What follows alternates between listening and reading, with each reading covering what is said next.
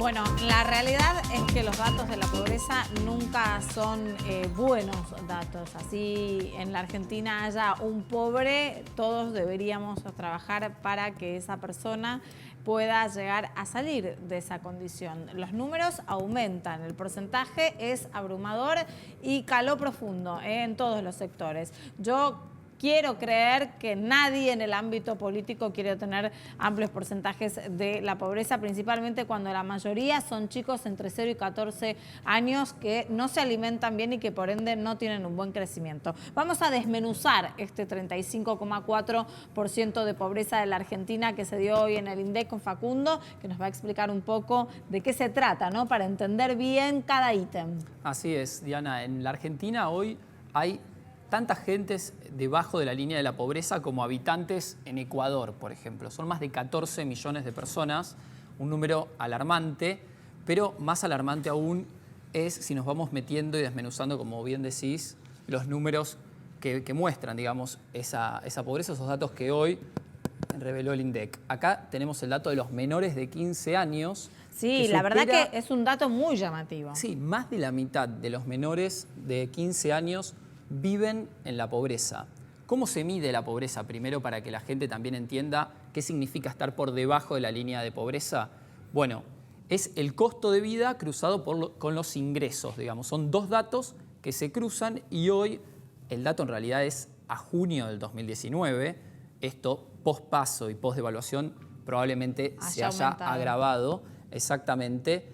Dentro del mal panorama, digamos, que vemos hoy en la Argentina, los mayores de 65, es decir, los jubilados, son los que de algún modo la sacan más barata. Solo el 10% están, digamos, afectados por la pobreza. Ese es el dato quizás dentro de lo malo que fue el indicador que se puede rescatar. Ahora, hay un gran porcentaje también, si tomamos un poco de la cantidad de años entre 15 y 29, que tiene más del 42%, sí, y de 30 al 64, que tiene más del 30%, que son edades productivas. Exacto. Que son edades en las que la gente tiene capacidad para producir, para trabajar, y sin embargo están debajo de la línea de pobreza. Entonces uno tiende a creer que son personas que no tienen empleo, son personas que no pueden llegar a cubrir con alguna changuita que tengan los gastos de la canasta básica principalmente. Y segundo, vuelvo a repetir una vez más, quizás por una cuestión personal de enfocar al futuro del país y a las nuevas generaciones, es los menores de 15 años, ¿no? Que estamos perforando el 50%. Más de la mitad están en la pobreza. Esto además se agrava si se mira la provincia de Buenos Aires. Por ejemplo, claro, el índice de pobreza en la provincia de Buenos Aires, 4 de cada 10 personas viven en la pobreza. Si bien, como vos decís, en algunos casos no tienen trabajo, lo más alarmante es que además el Estado destina el grueso de su presupuesto a paliar esta situación y así todo el índice está en niveles prácticamente récord. Pero vamos a ver la línea histórica de la Argentina. Igualmente, con ese punto que decís, voy a aclarar un dato más que ya salió hoy en el boletín oficial. Está la ampliación de la emergencia alimentaria hasta el 2022 para que incluso quien sea el jefe de gabinete nacional pueda revisar trimestralmente si es necesario más partidas con respecto a eso. Pero es importante lo que acaba de decir Facundo. Vamos a revisar la línea histórica, ¿no? Porque mucho se anda analizando si esta época tiene algo que ver con el 2001, ¿no? Y bueno, vamos a llamarnos a algunas sorpresas. Exacto. Arrancamos con Alfonsín. En realidad la medición comienza un año antes y se estima que cuando volvimos a la democracia en el 83, los niveles de pobreza rondaban el 20%. Alfonsín, bueno, todos conocemos, con la hiperinflación se fue con casi 40% de pobreza. Menem logra bajar en su década frente al gobierno nacional ese índice, pero luego se dispara obviamente con la crisis de la Rúa, que paradójicamente el final de la Rúa, el porcentaje de pobreza es idéntico al que mostró. Vamos a poner otro stop ahí. Tenemos el INDEC. En Menem la recuperación, ¿no? Los primeros años de gloria de la convertibilidad del 1 a 1. Exacto. Pero después la consecuencia fue precisamente el porcentaje que tuvo de la Rúa. Exactamente. Menem, si bien en realidad el 26,7, en el primer mandato bajó los niveles de pobreza, pero en el segundo ya habían aumentado y se disparan con de la Rúa. Bueno, Duhalde se lleva la peor parte en realidad, con más de la mitad de la gente viviendo en la pobreza. En el año 2002 y se retira con índices altísimos también.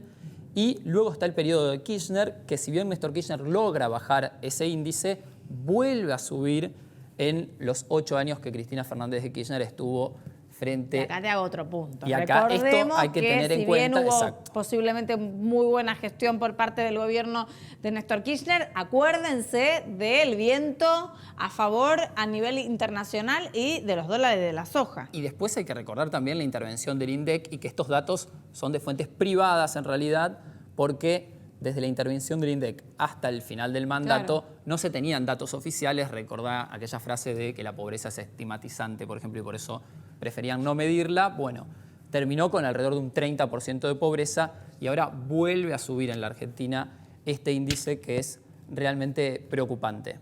Bueno, todo esto es un nuevo desafío no solamente para el próximo gobierno, sino es que continúa Mauricio Macri y gana Alberto Fernández, sino que también es un desafío para toda la clase política, porque todos van a estar conformando el Congreso de la Nación. Acompáñame a la mesa, Facu, porque ya está con nosotros nuestro invitado, Fernando Iglesias, es diputado nacional de Cambiemos, también es un invitado de la casa que siempre nos explica un poco las realidades con la experiencia que tiene a nivel político. ¿Qué tal, Fernando? Buenas noches. ¿Cómo estás, Diana? ¿Bien? Bien, bueno, un poco con estos datos de la pobreza que, como decía yo, me imagino que a ninguna persona de la clase política, más allá de la sociedad, le resulta animador, porque significa también muchísimo trabajo para resolver. Sí, sin dudas, y es un fracaso también de este gobierno. Es un fracaso general hace muchísimo tiempo que es un problema que viene, se lo muestra muy bien el gráfico que ustedes mostraron. Pero también es cierto que no hemos logrado solucionarlo y que en cierta forma también se ha agravado. Cristina Kirchner había dejado 30,4%, según las estimaciones más razonables, y ahora son 5 puntos más. También es cierto, a mí me interesa, el primer punto que me parece que es importante es descartar una voluntariedad por parte del gobierno, porque es muy fácil hablar de los CEOs que quieren que los chicos vinieron a hacer esto, etc. La verdad que cuando este gobierno logró aplicar el programa que llamaron gradualismo durante 2 años, obtuvimos los índices de pobreza, indigencia y desocupación más bajos desde 1995. Después vino el 2018 y ahí podemos discutir. Ahí hubo una combinación, sin duda, de cambio en la situación internacional, de errores del gobierno, de la sequía y de una situación política de enorme debilidad con minoría en ambas cámaras. Cada cual tendrá su opinión cuál fue el factor predominante, eso es legítimo. Lo que sí está claro es que no era el programa oficial del gobierno, lo que hubo es una corrida de los mercados que el gobierno trató de parar y que logró parar. Es cierto que estamos en una situación difícil y tuvimos un año muy duro. Nosotros no desconocemos eso y lo ha dicho el presidente, no yo que soy un 4 de copas, lo dice permanentemente el presidente. También es cierto que el país no explotó y que la Argentina cada vez que enfrentaba esos 4 elementos juntos de situación internacional, debilidad política, terminábamos en el Rodrigazo, terminábamos en la hiperinflación, terminábamos en el 2001 y con subas de la pobreza no de 5 puntos, sino de 20 puntos o de 50 en el caso de Duhalde, en un año.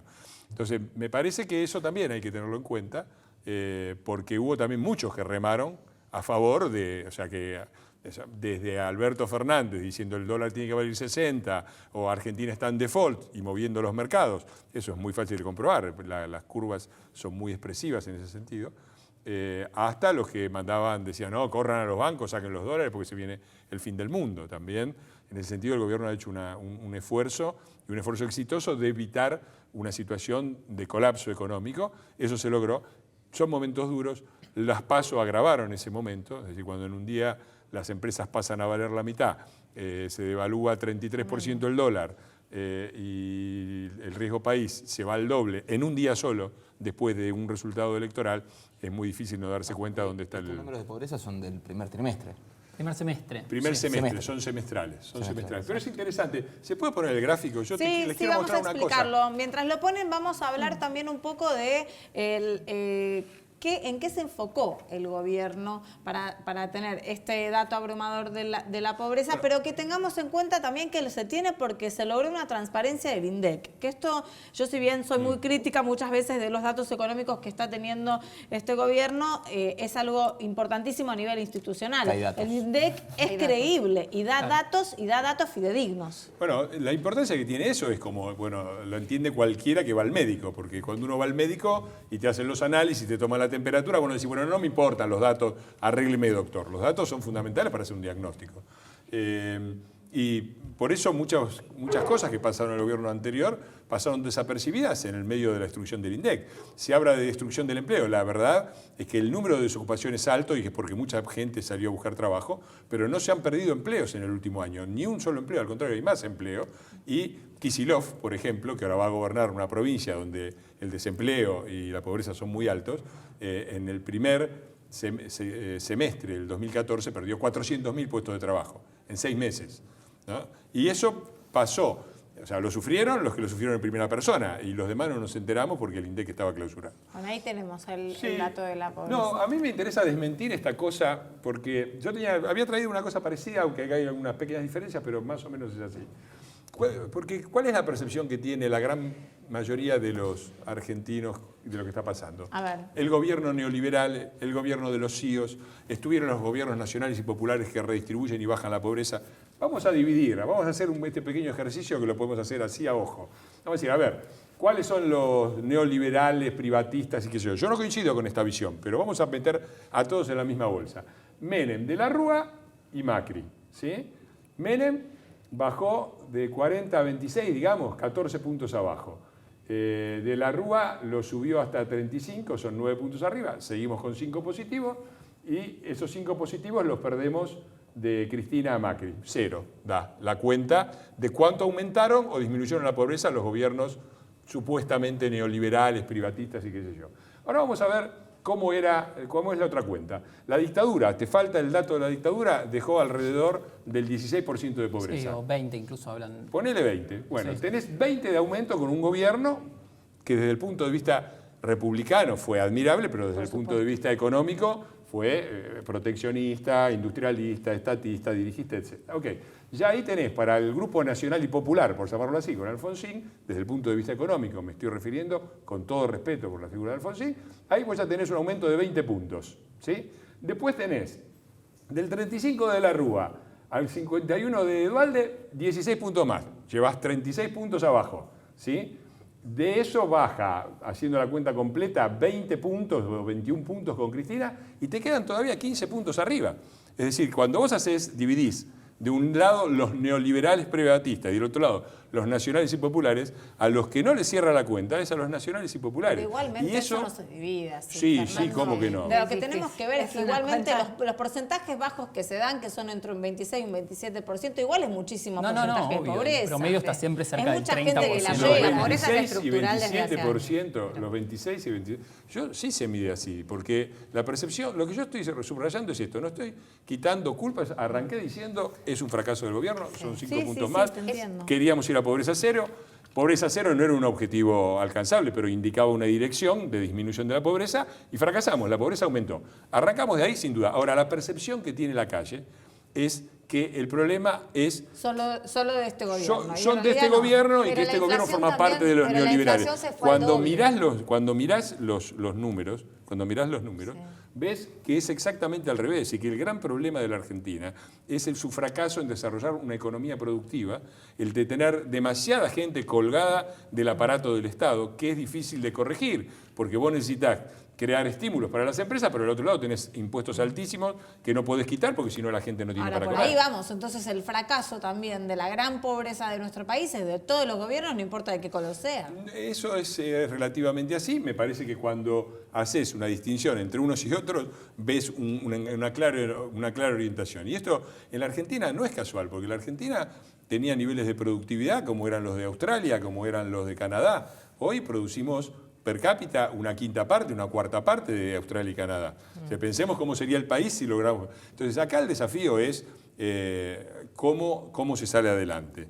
Y me parece que las recetas fáciles o o los esquemas fáciles, es decir, es culpa de estos y no los otros vinieron a hacer esto, no sirven para nada. Acá lo que tenemos que encontrar es la forma de sacar la economía de la banquina a la que la tiraron, y la tiraron no en 2015, Pero, Fernando, en el 2011. Cuando ves los números, son los mismos de 2011. Macri durante la campaña también decía que bajar la inflación era fácil. Sí, sí. Digo, y desde la duplicó, desde la o sea, tenemos, no sé, No, vamos a terminar no se duplicó, bueno, no es casi. así. No. Pero digo, y después, a su vez de eso, ¿no? Digo, está haciendo un montón de anuncios ahora, voy a aumentar el sueldo, vamos a crecer, rebaja para las pymes. ¿Por qué no lo hizo antes?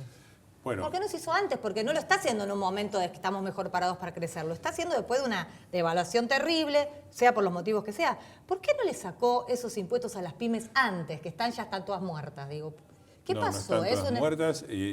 Bueno, pero ¿por qué no lo hizo antes? Primera cosa, la inflación no se duplicó y es el mismo caso que con la pobreza. Cuando vos medís, yo repito, admitimos que hay un fracaso en esto. Primer punto. Segundo punto. Estos 5 puntos, es una comparación relativamente falsa. ¿Por qué? Porque vos estás comparando un atleta que es esta economía que corre normal con un atleta que corría con un doping extraordinario. ¿Era 30%? ¿Era más baja? Sí, pero era más baja con un atraso tarifario monstruoso que nos había dejado sin energía, con cortes permanentes de luz, sin desarrollo en Vaca Muerta. Estábamos con un déficit, habían recibido superávit fiscal, habían dejado un déficit de 7%. Para que la gente entienda, la Argentina tuvo déficit del 7% antes del Rodrigazo, antes de la tablita de Martínez de Oz, antes de la hiperinflación y antes del 2001. Nunca más tuvimos 7%.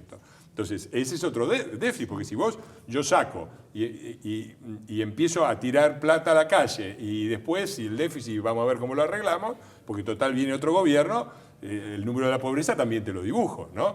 Es también un nivel de pobreza en el cual teníamos déficit energético y sobre todo teníamos un déficit comercial. Claro, había menos pobres, pero nosotros, la Argentina, consumía mucho más de lo que producía y por lo tanto tenía que importar.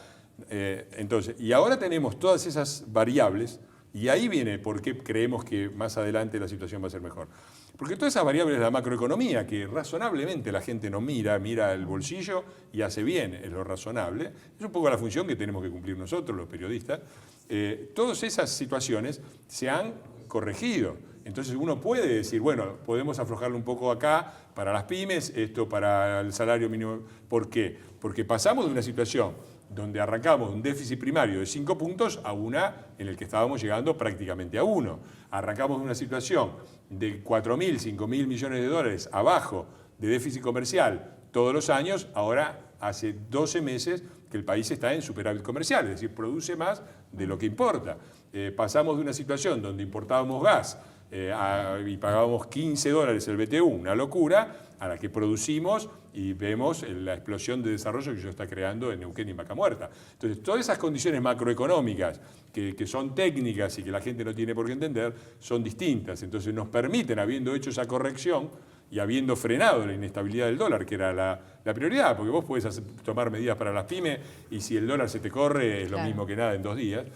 Ahora hay otra perspectiva y desde esa plataforma el gobierno está haciendo lo que está haciendo. Completando ese diagnóstico, digamos, es cierto que los argentinos también perdieron poder de compra y hoy casi 4 de cada 10 viven en la pobreza. Sí, 10 puntos. ¿Creen que es posible realmente llegar al balotaje? Yo creo que sí. Lo primero que digo es que aún en una situación difícil hay 1/3 de la Argentina que votó convencidamente por la República y sacamos 1 millón de votos más que en las PASO del 2015. Eso crea, para empezar, un compromiso nuestro. Sabemos que esa gente está ahí, sabemos que los representamos, que representamos la idea de un país normal, de un país sin corrupción, donde gobierne un gobierno bueno, malo, de derecha o de izquierda, pero un gobierno, no una mafia. No queremos corrupción, no queremos el narco entrando en nuestras casas, no queremos la patota, no queremos la mafia de los medicamentos ni la mafia de la obra pública. Ahora, eso es lo que representamos. ¿Podemos llegar al balotaje? Mirá, yo hice este cálculo. Yo creo que ha habido una enorme proporción de voto castigo y un voto castigo que castigó al país, porque cuando el voto castigo hace que al día siguiente las empresas valgan la mitad y tengas el doble de riesgo país y 33% de devaluación, te castigaste solo.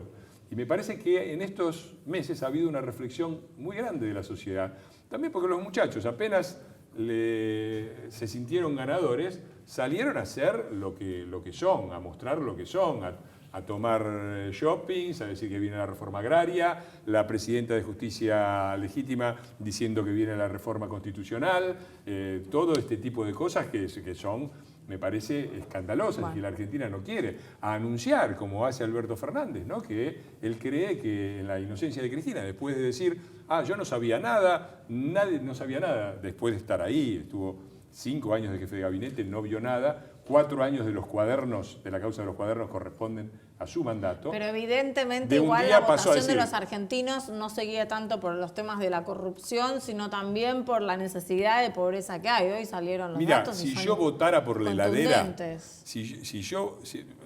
los datos son contundentes, pero me parece que cuando uno ve las cosas en un contexto, la verdad a mí no se me ocurre. Vamos a tomar el voto heladera, que es así como se llama. Bueno, nos recuerda también el astuto voto licuadora que le permitió la reelección a Menem. Claro. O el astuto voto split que le permitió a Cristina 4 años más con las consecuencias que tuvimos. A mí no se me ocurre cómo quienes gobernaron durante 12 años con la soja promedio a 480, de la Rúa la tuvo a 120, nosotros la tenemos a 320, por ahí, a 480 promedio durante 12 años con mayoría en las cámaras y dejaron el país devastado, déficit energético, déficit comercial y además 30% de pobreza, no se me ocurre cómo lo van a hacer mejor ahora, la verdad. Y no les escucho una propuesta. Bueno, porque en principio tenemos que llegar al 27 de octubre. Vamos a ver si se logra, si se que puede. Me gustaría decir, déjame decir esto, digo, una propuesta económica no es le vamos a poner plata en el bolsillo a la gente mientras los gobernadores recurren a la justicia diciendo no tenemos plata para pagar, entonces vuelvan a poner el IVA a los alimentos. ¿De dónde la van a sacar? Y además, ¿quién va a gobernar? ¿Los gobernadores que dicen que no tienen plata para el IVA a los alimentos o lo de la Cámpora que tienen como 10 proyectos que proponen quitar el IVA a los alimentos? Veremos. La verdad que no me parece que eso vaya a llenarle la heladera a nadie. Diputado, muchas gracias por estar Gracias con nosotros. a ustedes. Lo esperamos nuevamente, que seguramente hay mucho para discutir en esta campaña. Con mucho Vamos a un gusto. corte, enseguida regresamos.